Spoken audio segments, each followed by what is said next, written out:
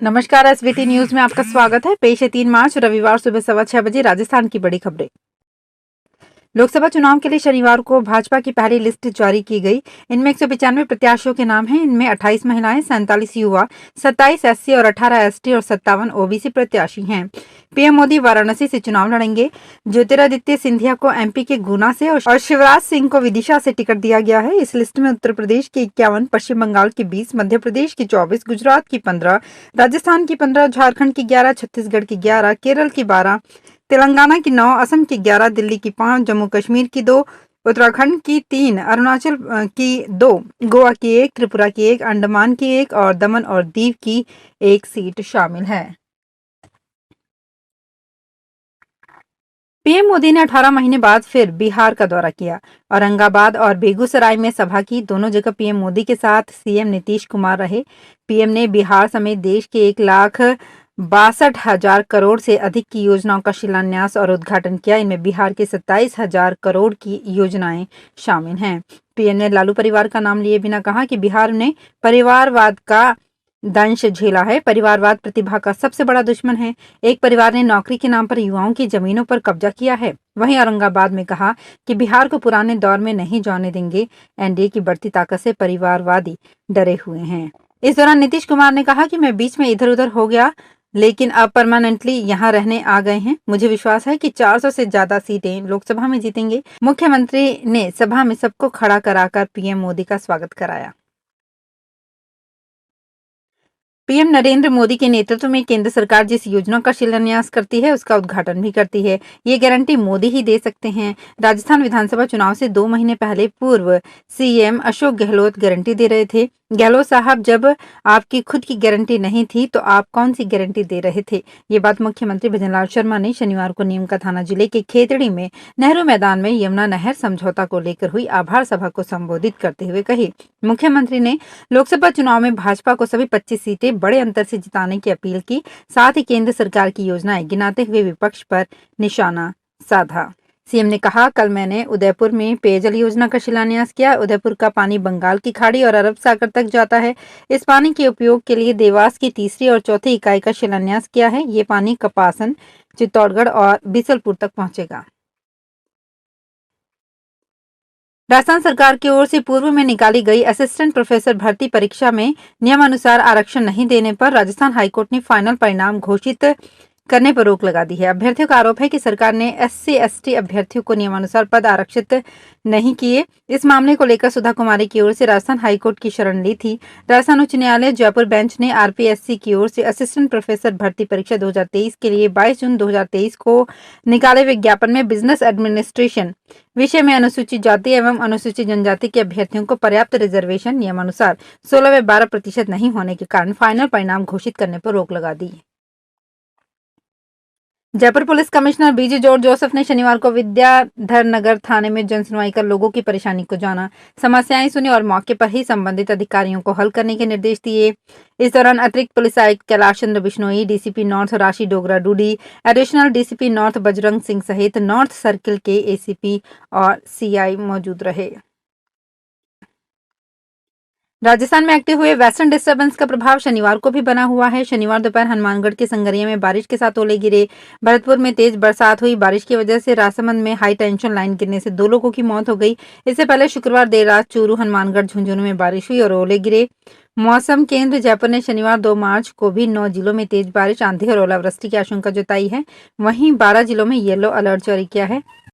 3 मार्च से राज्य में मौसम फिर से साफ होगा और धूप निकलेगी। बीते 24 घंटे में जयपुर, जोधपुर, चूरू, गंगानगर, सीकर, टोंक, दौसा, अजमेर, अलवर, झुंझुनू, हनुमानगढ़, सवाई माधोपुर, भीलवाड़ा, झालावाड़, चित्तौड़गढ़, बारां और कोटा समेत जिलों में बारिश हुई है। ओले गिरने और बारिश से सैकड़ों हेक्टेयर में तैयार सरसों, गेहूं, तारामीरा की फसलों को नुकसान हुआ है। राजस्थान भाजपा प्रदेश अध्यक्ष सीपी जोशी ने कांग्रेस और इंडी गठबंधन पर जुबानी हमला किया। उन्होंने कांग्रेस पर कटाक्ष करते हुए कहा कि वे सनातन विरोधी हैं। पता नहीं कि उन्हें धार्मिक स्थलों से नफरत है। वे मानते थे कि राम का जन्म ही नहीं हुआ। भगवान राम ने नरेंद्र मोदी जैसे चरित्र को चुना और अयोध्या में 500 साल बाद भव्य मंदिर बना। बीजेपी प्रदेश अध्यक्ष ने इंडी गठबंधन पर भी निशाना साधा। लोकसभा चुनाव से पहले राजस्थान की भजनलाल सरकार ने शनिवार को 7 आईएएस अफसरों के तबादले कर दिए, जबकि एक को अतिरिक्त प्रभार सौंपा गया है। राजस्थान की भजनलाल सरकार के गठन के बाद बड़ा प्रशासनिक फेरबदल किया जा रहा है। वी सरवन को सचिव और कमिश्नर साइंस एंड टेक्नोलॉजी विभाग की जिम्मेदारी सौंपी गई है। श्री राम जन्मभूमि अयोध्या धाम दर्शन के लिए दूसरी स्पेशल आस्था ट्रेन शनिवार को जैसलमेर के रेलवे स्टेशन से रवाना हुई। जैसलमेर विधायक छोटू सिंह भाटी ने इस ट्रेन को रेलवे स्टेशन से भगवा झंडी दिखाकर रवाना किया। इस दौरान रेलवे स्टेशन पर अयोध्या जा रहे श्रद्धालुओं के साथ उनको विदा करने उनके परिजन और रिश्तेदार भी मौजूद रहे। देश के प्रधानमंत्री को उन्होंने धन्यवाद देते हुए कहा कि उन्होंने ही इसे संभव करवाया है। साथ ही भक्तों के लिए देश भर से अयोध्या धाम के लिए स्पेशल ट्रेन चलाकर सभी के लिए बेहतरीन सुविधाएं दी है। ये बात विधायक ने कही। राजस्थान कर्मचारी चयन बोर्ड की ओर से आज 3 मार्च रविवार को जोधपुर में कंप्यूटर भर्ती परीक्षा होगी। इसके साथ ही सामुदायिक स्वास्थ्य अधिकारी भर्ती का भी एग्जाम होगा। दोनों ही परीक्षाओं के लिए प्रशासन ने पुख्ता इंतजाम कर लिए हैं। इसके लिए कोऑर्डिनेटर की ड्यूटी लगा दी गई है और कैंडिडेट्स को सेंटर की जानकारी भी दे दी गई है। दोनों ही परीक्षाओं में संबंधित सेंटर पर 1 घंटे पहले उपस्थित होना होगा। कंप्यूटर भर्ती परीक्षा को लेकर जोधपुर में 61 एग्जाम सेंटर बनाए गए हैं। असम के राज्यपाल गुलाब चंद कटारिया शनिवार को 1 दिवसीय राजसमंद का दौरा पर रहे। कटारिया उदयपुर से सुबह 11:45 पर सड़क मार्ग से रवाना होकर 1:20 पर फरारा में कुंतेश्वर महादेव मंदिर पहुंचे और दर्शन किए। इस दौरान उन्हें पुलिस के जवानों ने गार्ड ऑफ ऑनर दिया। इसके बाद कटारिया दोपहर को कांकरोली के लिए रवाना हुए, जहां रांका परिवार में आयोजित शादी समारोह में भाग लिया। जयपुर शहर आराध्य गोविंद देव जी मंदिर में अगले सप्ताह से फागोत्सव कार्यक्रम शुरू होंगे। वृंदावन की तर्ज पर छोटी काशी जयपुर में भी बरसाने की प्रसिद्ध लठमार होली खेली जाएगी। ठाकुर जी को गुलाल लगी रंग बिरंगी पोशाक पहनाई जाएगी। फागोत्सव से पहले 5 मार्च से मंदिर में रचना झांकी सजेगी। झांकी के माध्यम से श्री कृष्ण की विभिन्न लीलाओं के दर्शन होंगे। वहीं मंदिर प्रांगण में 24 मार्च को गुलाल होली का आयोजन होगा। टोंक जिले के मालपुरा उपखंड के डिग्गी थाना के अंतर्गत मालपुरा से जयपुर जाने वाले स्टेट हाईवे पर चौसला गांव के निकट अनियंत्रित बाइक सवार जलदाय मंत्री के काफिले में घुस गया। उसकी बाइक मंत्री की कार के बाद एक अन्य कार से जा टकराई। इससे उसके पांव में फ्रैक्चर हो गया। उसे इलाज के लिए जयपुर रेफर किया गया है। डिग्गी थाना प्रभारी कप्तान सिंह ने बताया कि जलदाय मंत्री का काफिला मालपुरा से जयपुर की ओर जा रहा था। चौसला गाँव के निकट जयपुर भीलवाड़ा स्टेट हाईवे पर बाइक सवार जयपुर का लक्ष्मण अनियंत्रित होकर जलदाय मंत्री की कार से टकराता हुआ पीछे चल रही कार से जा टकराया। इससे वो घायल हो गया। राजस्थान में सर्दी पूरी तरह से खत्म नहीं होने वाली है। इसके बावजूद तापमान बढ़ने से गेहूं की फसल पर असर पड़ने की संभावना जताई जा रही है। इस बार मार्च की शुरुआत में ही मौसम में बदलाव से पारा चढ़ने और तीखी धूप के कारण गेहूं के उत्पादन पर संकट के आसार हैं।